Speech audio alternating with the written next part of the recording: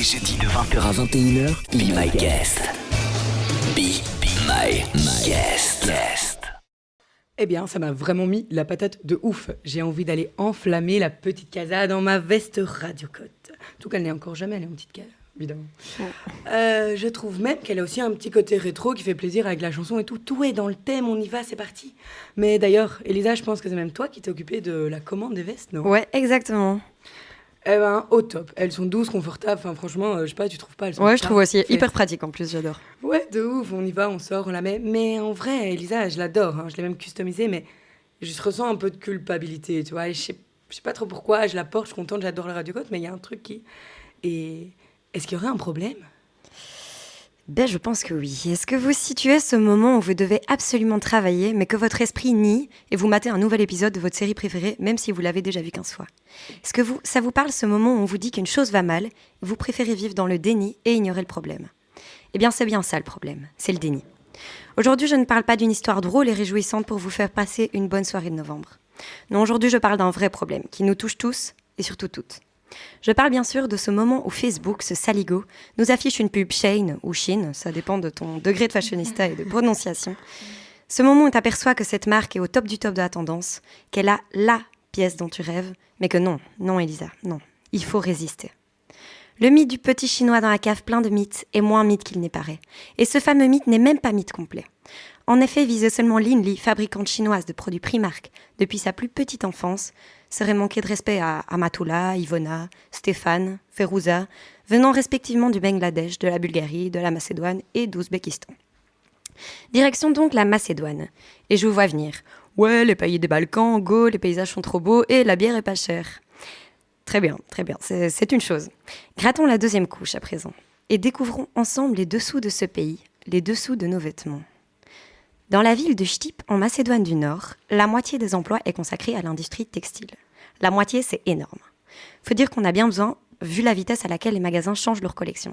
Zara, par exemple, change de collection tous les 15 jours. Et oui, c'est bien lié, car ces entreprises textiles macédoniennes fournissent des marques que vous et moi, on peut avoir dans nos placards. Donc Zara, H&M, Benetton, Versace et bien d'autres marques hyper connues. Jusque-là, on pourrait se dire, oui, fort bien, mais au moins, ça leur offre de l'emploi. Mais quel emploi ? En Macédoine, les plus de 85 000 femmes actives dans le secteur travaillent entre 12 heures et 14 heures par jour. Il est donc hyper courant là-bas de se lever à 7 heures du matin, de rentrer au travail tranquillement vers 21 heures. Chill. Chill surtout quand on apprend que dans certaines fabriques, les couturières n'ont même pas droit à une pause toilette, ou alors très strictement réglementée. Alors vous allez me dire que c'est chiant en 14 heures sans faire pipi, mais ces braves dames pensent à tout. Elles ont le droit, donc ça fait au moins un droit, de porter des couches culottes. Faut-il encore qu'elles aient l'argent pour en acheter ? Les ouvrières de ces fabriques, en plus d'être traitées comme des sous-merdes, on peut le dire, par leur patron, et d'être mises constamment sous pression, sont payées plus ou moins 200 € par mois. Alors je vous calme tout de suite, oui, les Balkans sont connus pour avoir de la bière peu chère, etc. Mais 200 €, c'est quand même pas énorme. Il faut environ 900 € par mois pour vivre décemment, du moins en Macédoine. Pas besoin d'être Pythagore pour se rendre compte que justement, on est loin du compte. Travaillant 6 jours sur 7, elle touche environ 10 € par jour. Mais par malheur, si une employée est absente un jour, elle devra payer une amende de 50 €. Au niveau de la perte, c'est pas foufou. Ici, je vous parle des couturières macédoniennes, mais au niveau de la récolte de la matière première, c'est un beau bordel aussi. Par exemple, si tu es habitant de l'Ouzbékistan, quel que soit ton métier, tu vas devoir accomplir plusieurs heures de travail forcé par semaine pour ramasser du coton. C'est ainsi qu'il n'est pas rare de voir des médecins, des professeurs, des jardiniers, comme des avocats se faire tabasser par des envoyés du gouvernement s'ils n'ont pas été assez efficaces dans la récolte du coton. C'est horrible tout ça, et j'ose espérer qu'on est tous d'accord avec ce constat. Mais est-ce qu'on peut se jeter la pierre, nous, pauvres fashionistas ?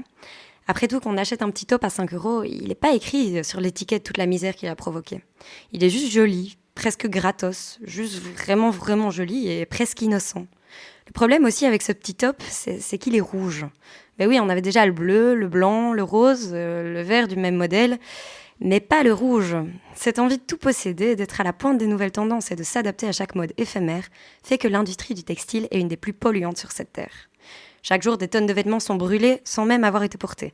Chaque jour, des ramasseurs de coton sont tabassés. Chaque jour, des couturières doivent vendre tout leur bien pour espérer pouvoir nourrir leur famille décemment. Tout ça pour plus de tendances, plus de profit, plus de commerce. Bon, voyons un peu le côté positif maintenant, si on ne veut pas se jeter par la fenêtre en ouvrant notre garde-robe tous les matins. Il y a des nouvelles initiatives qui sont mises en place pour améliorer l'industrie textile. Citons par exemple Fairwear Foundation. Donc c'est l'entreprise textile qui veut s'améliorer à 3 ans pour s'inscrire et pour assainir sa production. Donc on leur prodigue différents conseils, etc. Il y a donc un petit peu d'espoir pour les années à venir. Je ne dis pas énormément, mais voilà. De notre côté, je ne vais pas vous enseigner la bonne parole, hein. C'est des choses qu'on entend tout le temps. Mais on fait tous nos petits écarts, hein. Mais de nombreuses initiatives de seconde main commencent à voir le jour. Vinted, toutes les friperies, le upcycling, etc. C'est moins cher et c'est beaucoup plus éthique. Et parole de fashionista, ça fait le taf, promis.